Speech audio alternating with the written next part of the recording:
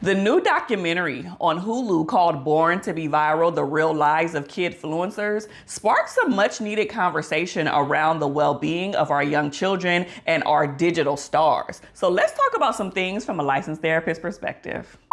Hey everybody, if you are new to my channel, welcome. But if you are a returning subscriber, you already know how my movie and TV show reviews go. Full disclaimer, there will be spoilers in this video. So if you have not watched this documentary, it's just a few episodes long and the episodes are actually pretty short. You can binge watch it very quickly on Hulu. So go over there, watch it. But in the meantime and in between time, if you've already seen it, put in the comment section, what did you think about this documentary? What do you think about young children being in the spotlight? And would you ever allow your children to have a social media platform where they could potentially go viral with thousands of eyes and views on them? Let's chat about it. First thing that I have to talk about from a fundamental perspective is the erosion of childhood. I mean, think about it. We see all of these children probably from the time they're born, in some cases, toddlers to teenagers, seeing them go through all of these scripts and actually have to work, and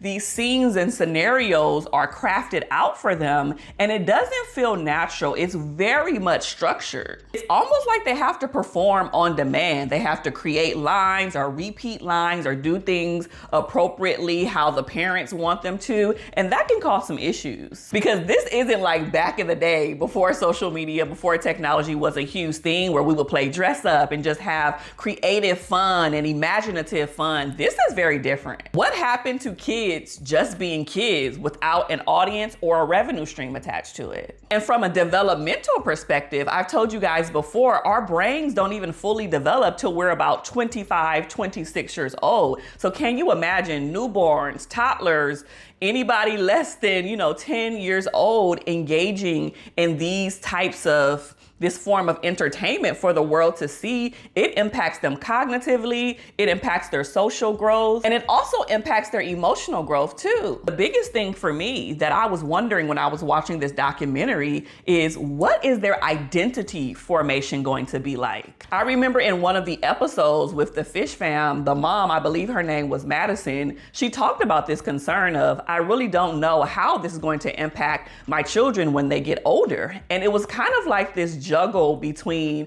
are we going to be reactive? Or are we going to be proactive? And you think, or would think, that parents will want to do things on the front end to try to figure out if these things are going to have negative impacts on their children later on. But it was kind of like, well, we're just gonna wait and see. And before we move on, it has come to my attention that only about 4 to 5% of you guys who watch my videos are subscribed to my channel. I need for you to do me a huge favor right now. Just go ahead and click the subscribe button if you enjoy my content. This helps me to create content like this for you every single week. Let's continue. The second thing that I wanna talk to you guys about is performance anxiety and perfectionism. These kids do not have a really typical or normal childhood. I want you to imagine this for a second.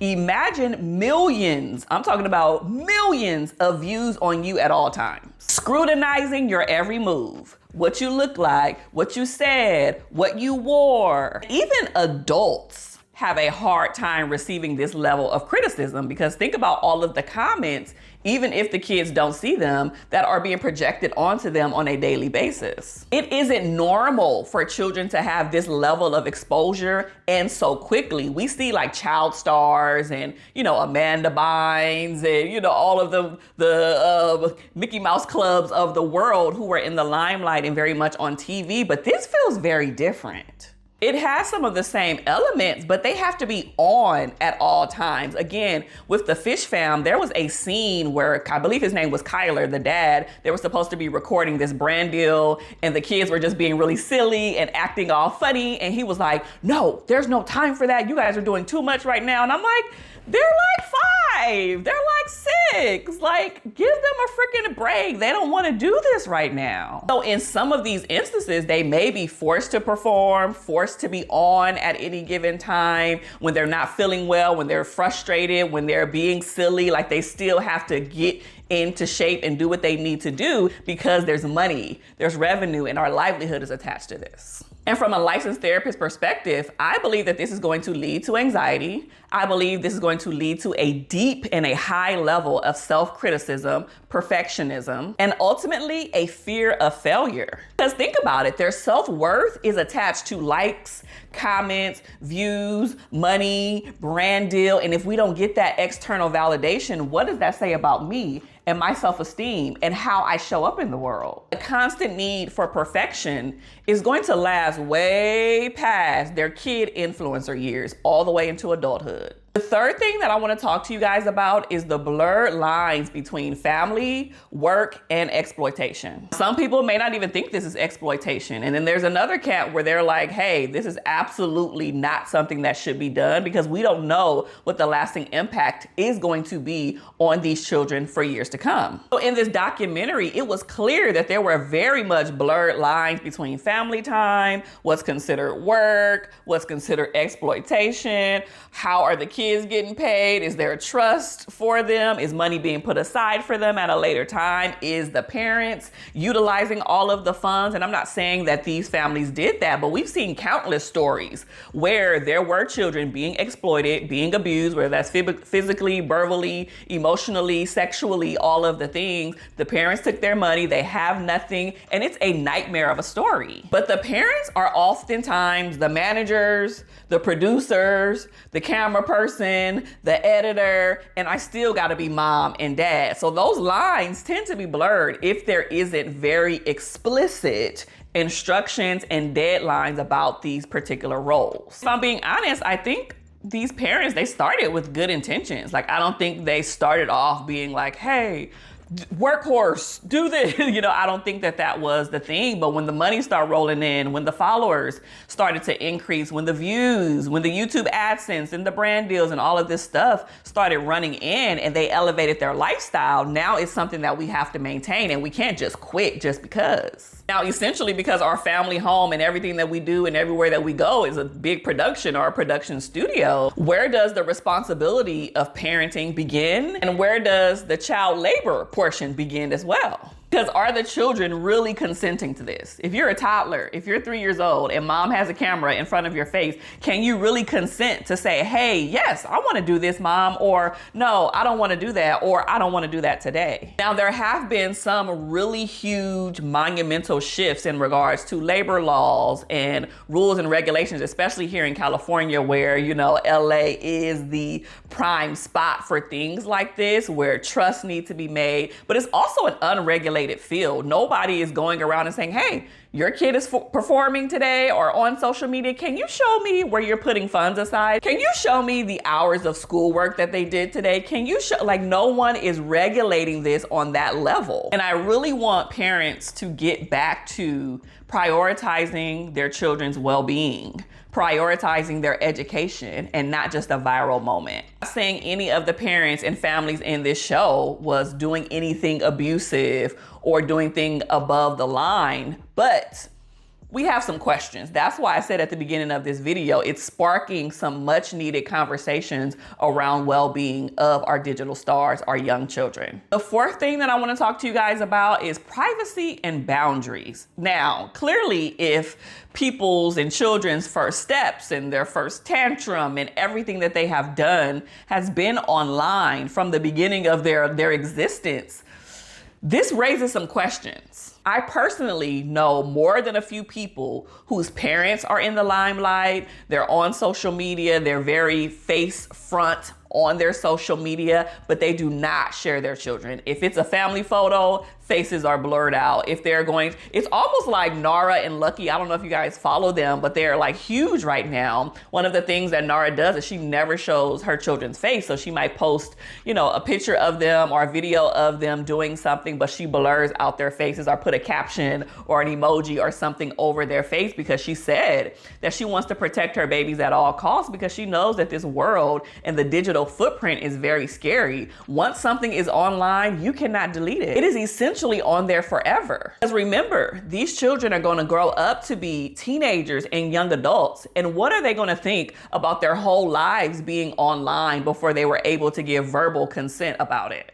Especially especially if there's some embarrassing moments. Makes me wonder what their relationship will be like with their parents once they get older, because there may have been overexposure. There could be some resentment there. But I know it can probably feel like a complete loss of control over your own life and your own narrative. And don't even get me started on safety and cyberbullying and all of the things. Like, that is a whole nother level. I think we've seen this with the McClure family, if I'm saying that appropriately, especially with the mom. I don't know if this was intentional, but her vibe and the things that she said about the safety of her children concerned me a little bit. She was like, I don't really think about it or care too much about like who's watching my teenage daughters or my young children's videos. And the dad was more apt to say, hey, I'm very much talking to them about your analytics, about how many men watch your channel, how many men over 30 watch your channel when you're just a young child. Mom was like, there's just going to be pedophiles in the world. And so, you know, if we were just walking in regular day life, like that can just be anybody. Okay, I know that.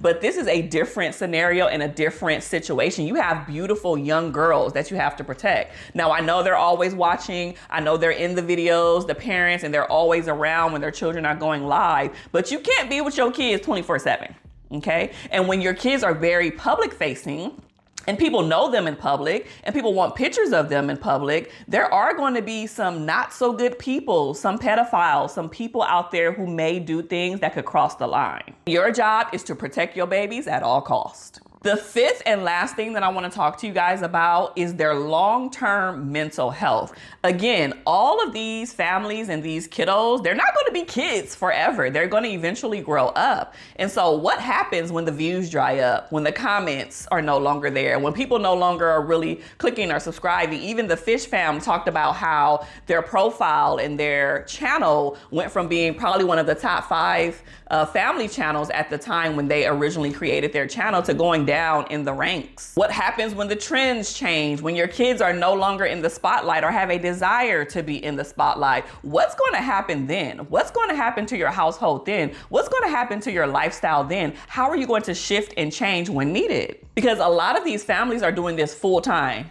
Y'all, full time. This is their job, right? And so it's very hard to backtrack and go work a regular 9 to 5 or do something different when this is your livelihood and you've made so much money. I remember one of them said, like, there's been days where they've made more money in one day from one video that can cover their whole child's college tuition.